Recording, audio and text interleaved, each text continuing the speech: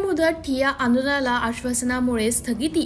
आज 4 ऑगस्ट 2024 रोजी नागपूर जिल्हा मध्यवर्ती सहकारी बँक घोटाळा पीडित शेतकरी व खातेदार संघटना सावनेर जिल्हा नागपूर बेमुदत ठिय्या आंदोलन जे सावनेरला डॉक्टर आशिष बाबू देशमुख यांच्या नेतृत्वात सुरू होतं। तो बेमुदत ठिय्या आंदोलन 30 दिवसीय आंदोलन ठरला गेला व भाजप महाराष्ट्र प्रदेश अध्यक्ष माननीय श्री चंद्रशेखर बावनकुळे यांच्या आश्वासनावर स्थगिती करण्यात आला।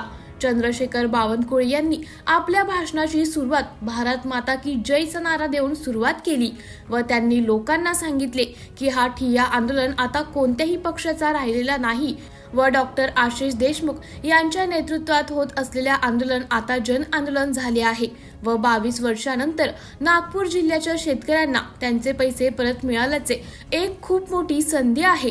सुधाकर कोहोडे, डॉक्टर राजीव पोद्दार, मनोहर कुंभारे, रामराव मोवाडे, राजू घोगल, तुषार उमाटे, मंदार मंगडे, महेश चकोरे इत्यादी कार्यकर्ते व पीडित शेतकरी मोठ्या संख्येने उपस्थित होते। सिटी इंडिया न्यूज तालुका प्रतिनिधी अनुप पठाणे सह प्रतिनिधी नितीश गव्हाणे, सावनेर। की देवेंद्रजी या निर्णय घेतलेला आहे पूर्ण जिल्ह्यात फिरण्याचा, जिल्ह्यात संवाद यात्रा काढून जनतेचे वसुली यात्रा काढून अर्ज तयार करण्याचा। हे अर्ज घेऊन आशिष देशमुख यांनी व्यासपीठ संविधान चौकात तुम्ही पोहोचा। संविधान चौकात तुम्ही ज्या दिवशी सांगाल मी माननीय मुख्यमंत्र्यांना विनंती करेल आणि मुख्यमंत्र्यांना स्वतः संविधान चौकामध्ये बोलवून त्या ठिकाणी विनंती करून त्यांना पक्षातर्फे विनंती करेल, देवेंद्रजीला करेल। पण हे अर्ज त्यांनी घेतले पाहिजे, शेतकऱ्याचे अर्ज घेतले पाहिजे, शेतकऱ्याचा न्याय दिला पाहिजे। आणि आता तर सांगितलं ज्याचे 1000 रुपये होते त्याचे 8000 रुपये झाले, 8 पटीने पैसे वाढले आहे। आणि म्हणून या व्यासपीठाची जबाबदारी आहे, या विचार मंचाची जबाबदारी आहे। येणाऱ्या काळामध्ये जेवढ्या लोकांचे अर्ज येतील, जे लोक पीडित आहे त्या सर्वांना सरकारच्या माध्यमातून ही वसुली झाली पाहिजे। उद्या वसुली करता लढावं लागणार आहे। ओमप्रकाश कांबळेजी तुम्ही 420 करता लढले, शेतकऱ्यांना फसवलं म्हणून लढले, त्या ठिकाणी गुन्हा सिद्ध झाला। आता पुढची लढाई वसुलीची आहे। ही लढाई आपल्याला या ठिकाणी सुरू झाली आहे सावनेर मधनं, पण ही लढाई संविधान चौकामधून जाईल आणि महामानव डॉक्टर बाबासाहेब आंबेडकरांच्या साक्षीने आपल्या जिल्ह्यातल्या शेतकऱ्यांना न्याय मिळवून देण्याकरता ही लढाई आपली पुढे चालू होईल। एवढंच या ठिकाणी मी सांगतो। मी आशिषजी आणि आपण जी यात्रा काढली आहे, जी वसुली यात्रा आपण म्हणतोय, ही यात्रा तातडीने काढा, 7 दिवसात काढा। राहिला प्रश्न माझा, मी योग्य पद्धतीने आपला वकील म्हणून सरकारमध्ये जर मी मंत्री नाही आहे पण या पक्षाचा राज्याचा अध्यक्ष म्हणून उत्कृष्ट वकील म्हणून तुमचं काम केल्याशिवाय मी राहणार नाही। उत्कृष्ट वकील म्हणून सरकारसमोर आपली बाजू मांडल्याशिवाय राहणार नाही। जसं कोर्टामध्ये वकील काम करतं, सरकारमध्ये सुद्धा एक वकील म्हणून त्या ठिकाणी तुमची या व्यासपीठाची बाजू मांडल्याशिवाय राहणार नाही। मी तुम्हाला विनंती करतो आहे, जे पाप या ठिकाणी सुनील केदारने केलं, जे पाप या ठिकाणी शेतकऱ्याचे पैसे डुबवण्याचं काम केलं, बाकी तर मी सांगणार आहे काय काय झाला या सावनेर विधानसभेमध्ये ते सारच आम्ही सांगणार आहोत। तो राजकीय प्रश्न आहे, ते राजकीय बोलू। हे व्यासपीठ राजकीय नाही आहे, हे कुणासाठी राजकीय व्यासपीठ नाही आहे। हे व्यासपीठ शेतकऱ्याला न्याय मिळवून देण्याकरता आहे। ही वसुली यात्रा शेतकऱ्याला न्याय मिळवून देण्याकरता आहे। ही वसुली यात्रा शेतकऱ्यांना मदत करण्याकरता आहे।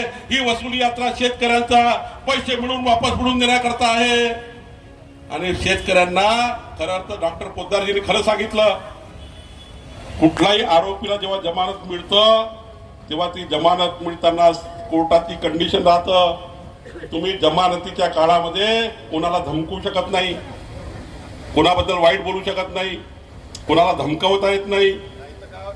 नाहीतर आपण आपल्या ज्याला धमकवलं त्यांनी जर कोर्टात अप्लिकेशन केली किंवा पोलीस स्टेशनला अप्लिकेशन केली, तुमची जमानत सुद्धा रद्द होतं आणि त्या ठिकाणी खऱ्या अर्थाने कोणीच धमकी देऊ शकत नाही, धमकी देऊ शकत नाही।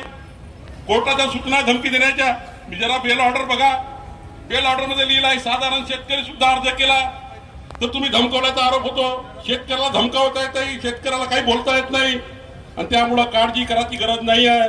ही वसुली यात्रा जोरात करा, संविधान चौकामध्ये मी माननीय मुख्यमंत्री उपमुख्यमंत्र्यांना आणून आपल्या शेतकऱ्याला न्याय देण्याकरता इमानदारीने काम केल्याशिवाय राहणार नाही, एवढीच विनंती मी आपल्याला करतो.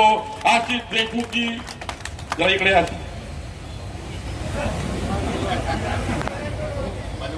इकडे या. नाही, इकडे. माझी आपल्याला विनंती आहे, आपण जे वसुली यात्रा केली ते पूर्ण करा. मी पुढच्या 7 दिवसामध्ये राज्य सरकारकडे, गरज पडली तर केंद्र सरकारकडे जाईल, गरज पडली तर केंद्र सरकारकडे जाईल, गरज पडली तर राज्याकडे जाईल. मंत्रालयात मी गेलो नाही अनेक दिवसापासून, पण मंत्रालयात जाईल. तुमच्या प्रश्नाला न्याय मिळवून देण्याकरता इमानदारीने वकिली केल्याशिवाय राहणार नाही, एवढं या ठिकाणी सांगतो. आणि तुम्हाला सर्वांमार्फत विनंती करतो की तुमची वसुली यात्रा आणि या ठिकाणचं आंदोलन आज तरी रद्द करावं. देवेंद्रजी येत आहे, त्यांच्याशी आपण बोलून पुढचा निर्णय करू. पण निश्चितपणे हा लढा, माझी अशी विनंती आहे व्यासपीठाला, सर्व व्यासपीठाच्या नेत्यांना, हा लढा शेतकऱ्याकरता आहे. पॉलिटिकल करू नका, हा राजकीय करू नका. या लढ्यातनं आपल्याला गरीब माणसाला न्याय मिळवून द्या. आणि या लढ्यामध्ये या व्यासपीठाची क्षमता बघतोय. तुम्ही एवढे लोक व्यासपीठावर असताना या शेतकऱ्यांना न्याय भेटला नाही तर कधीच न्याय मिळणार नाही. आणि म्हणून सर्व शेतकऱ्यांना न्याय मिळवून देण्याकरता आपण काम करा. आजचं आंदोलन आपण स्थगित करा आणि पुढच्या आंदोलनाची तयारी करा.